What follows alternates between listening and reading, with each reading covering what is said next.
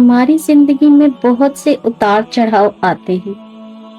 کوئی بھی انسان ایسا نہیں جو پریشان نہ ہو۔ پہلی بات تو یہ ہے کہ یہ تسلیم کریں کہ آپ اکیلے نہیں ہیں جو یہ سب کچھ برداشت کر رہے ہیں۔ ہر انسان کی زندگی میں کوئی نہ کوئی جد و جہد ہے، کوئی نہ کوئی پریشانی ہے، کیونکہ زندگی اسی طرح چلتی ہے۔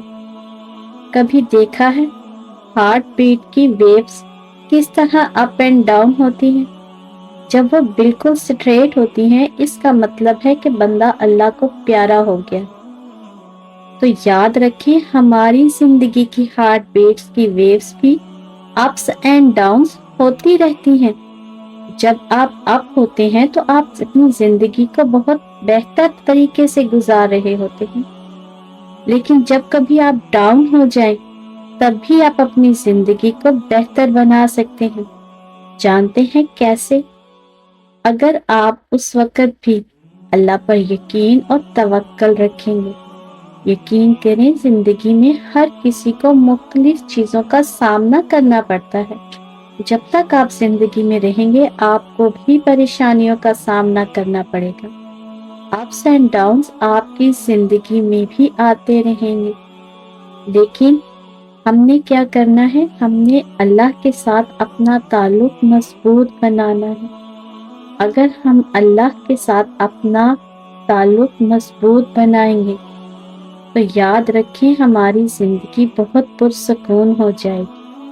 زندگی کے سفر میں روز کچھ نیا سیکھنے کو مل رہا ہوتا ہے۔ انسان ہر لمحے کچھ نہ کچھ سیکھتا ہے، کچھ نہ کچھ اس کی زندگی میں آتا ہے اور کچھ نہ کچھ اس کی زندگی سے چلا بھی جاتا ہے۔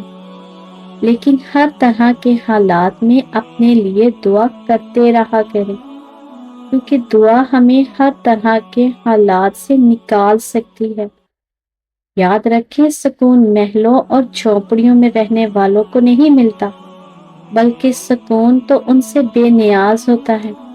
یہ ان لوگوں کے دلوں میں بستا ہے جو پروردگار عالم کے ذکر اور اس کی محبت کی عطا سے آباد ہوتے ہیں۔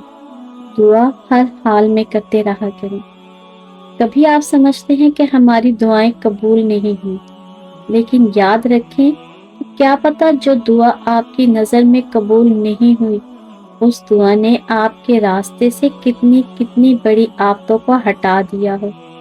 ضروری تو نہیں ہے کہ جس دعا کو آپ اپنے خاص طریقے سے قبول ہوتے دیکھنا چاہتے تھے، اگر وہ اس خاص طریقے سے قبول نہیں ہوئی تو اس کا مطلب یہ ہے کہ وہ قبول ہی نہیں ہوئی۔ ایسا نہیں ہوتا۔ قبولیت کے طریقے مختلف ہوتے ہیں، کبھی کبھار ویسے نہیں ہوتے جیسے ہم چاہتے ہیں، مگر دعائیں قبول ضرور ہوتی ہیں، اللہ کی مصلحت اور حکمتوں کے ساتھ۔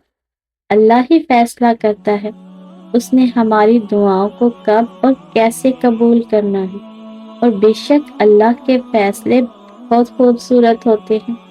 اللہ تعالیٰ نے قرآن پاک میں ارشاد فرمایا ہے کہ میرے بندے جب مجھے پکارتے ہیں تو میں ان کے قریب ہوتا ہوں۔